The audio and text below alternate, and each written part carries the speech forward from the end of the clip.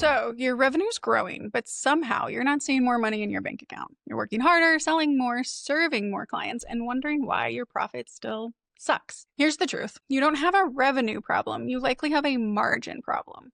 In this episode, we're going to dive deep into what margins actually mean, how bad pricing and bloated overhead are draining your business, and what it really takes to make more money without necessarily selling more. So if you're ready to stop chasing every dollar and start keeping more of what you earn, this episode's for you. Welcome to the Unfiltered Profit podcast. I am Caitlynn here with Seanna today, and we are talking about how you can stop chasing revenue. So let's get real. Your revenue's up, sales are rolling in, but your bank account looks kind of sad. Why would that be? Well, revenue is not profit, right? So when we're talking about cash coming into your bank account, that is going to be based on your profitability in your company, not revenue. You can be selling a lot and have a lot of expenses. And guess what? You can be burning through your cash account. It feels like no one talks about that. They're so big on advertising their clients or their launches or their revenue numbers. And I think it's going to fix everything, but they're not looking at like what moves the needle, and they're definitely not advertising it out on social media.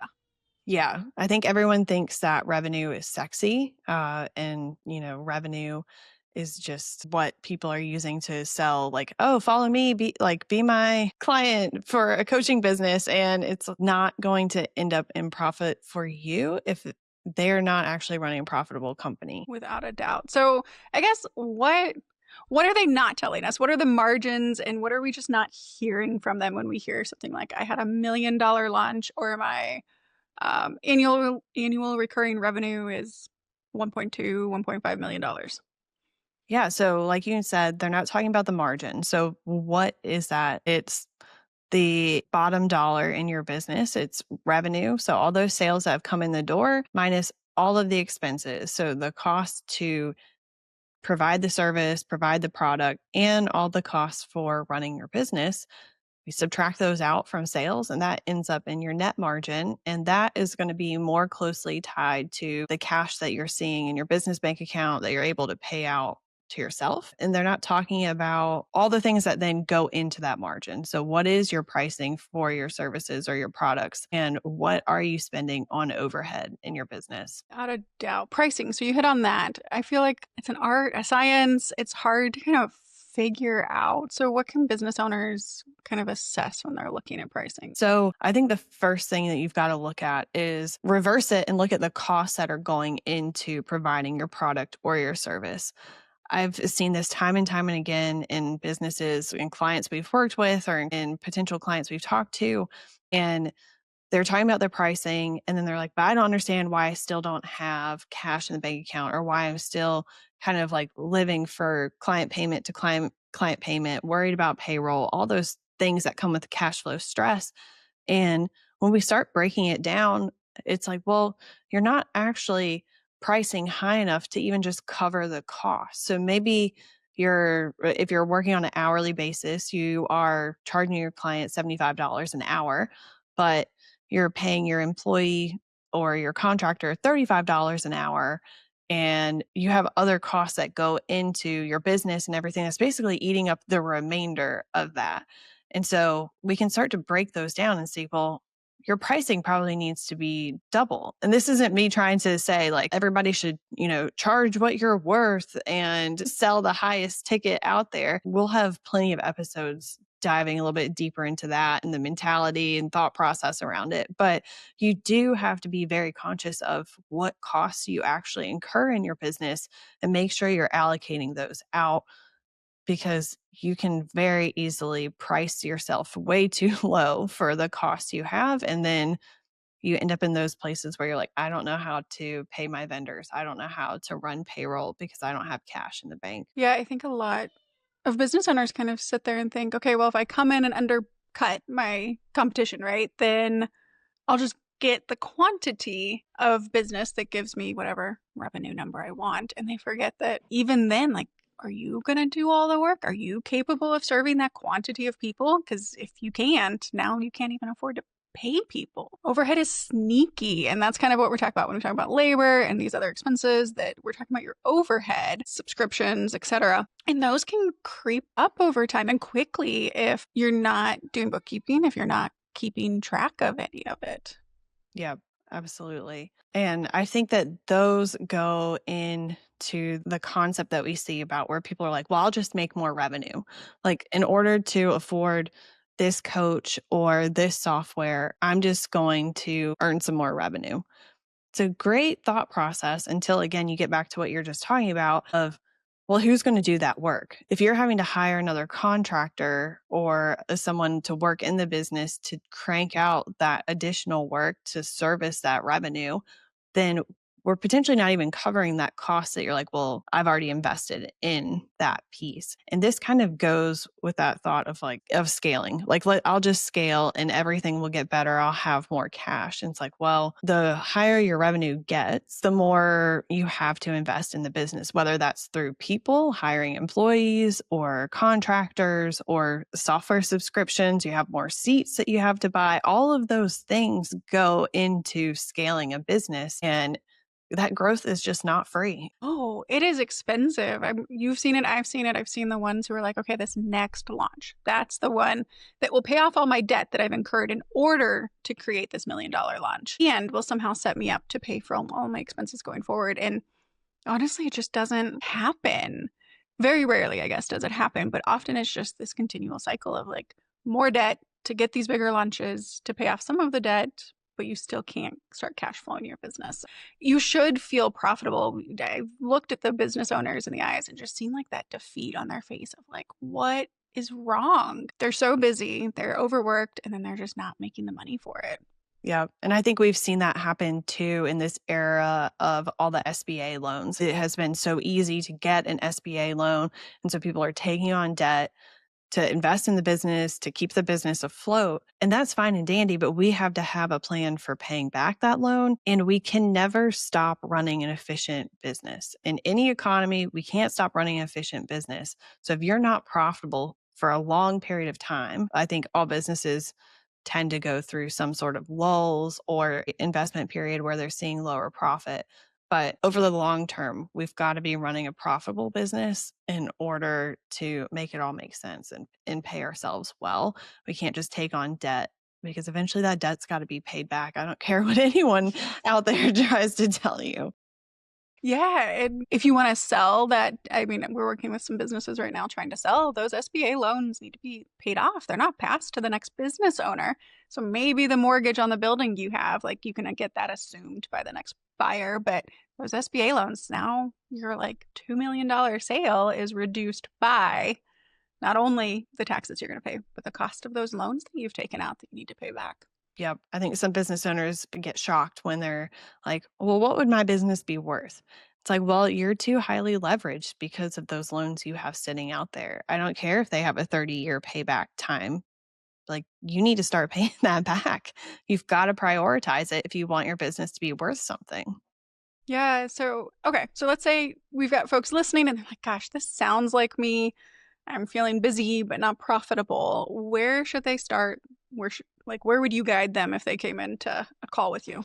Yeah. I mean, I think first we have to assess from an emotional standpoint. Like, do you feel like you're working more, but you're earning less? Like, that is kind of the gut check to have. And there are going to be periods of time where you feel this way. This is part of any scaling. I always talk to my clients that you're going to have this kind of like stair step effect where as you grow, like your team efficiency is at its max. Everybody's kind of on that edge of burnout, but you're as profitable as you possibly can be.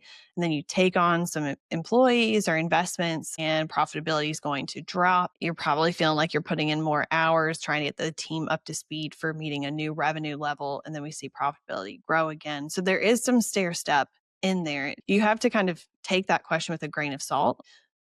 What stage are you in? Are you in a scaling stage where it makes sense that you're working more but earning less? Fine, as long as it's temporary, but let's keep an eye on it. But if you're like, no, that's me like 24/7, there's not a single month where I don't feel that way. I don't feel like there's a light at the end of the tunnel. That's probably a good check that like we need to find some efficiencies. Don't just go chasing revenue thinking that that is going to be the end all be all. We've got to start diving into your margins, understand where you've got too many expenses or team members, contractors that aren't pulling their weight for the costs that you have in the company, or maybe your pricing needs to increase. And we've got to have that conversation. So let's say someone's listening and they're like, hey, are my margins reasonable? Based on kind of the stages, let's kind of section it to maybe like online businesses and then non-online businesses. How would you kind of mark those margins in a broad stroke? Yeah. Some of this does depend on what stage your business is at. So if you're a solopreneur and you're seeing people out there talk about a 50% margin, that could be reasonable for a solopreneur because we get a little too accounting-y on this part of it, but that 50% doesn't include your pay. So I would hope that, after that, you're making a really good salary. So you might see 50% as a solopreneur who's not running payroll for themselves.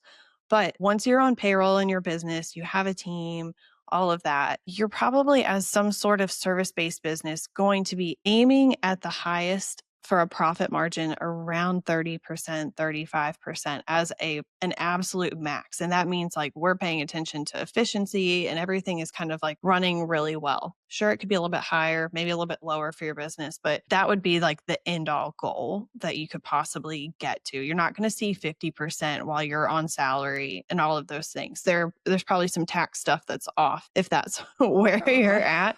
And we will talk about all of that in another episode. Yes. But if you're in a construction business, I work with a lot of construction businesses, you're probably not ever going to get to a point where you have a margin that's that high. If you're seeing 15 or 20%, you're probably operating at your max efficiency because the margins just are different for industries because there's a difference on what the market will accept from a pricing standpoint. So you can't compare across industries. You've got to make sure you're staying within your industry. And you work with a lot, or you have some restaurant clients, and they're going to be a lot lower from a margin standpoint. Yeah, I mean, we're excited, 5 to 10%? I mean, between the labor costs and the food costs and the pricing, there's just not a lot. And so it's the other thing to consider, I guess, when you're getting into business, if we've got new business owners who are like, where do I want to go? If you're talking about a restaurant, the way to get those margins up would be that like you're the majority of the labor. And do you want that life? Or if you want to own it, you just have to understand that you're not going to make your millions necessarily off of this restaurant. Yes, absolutely. So they've assessed their margins. What are some actions they could take this week to maybe make some impacts in their business if they're like, gosh, my margins are really low and I don't want to necessarily have to go chase like 20 new clients? Yeah.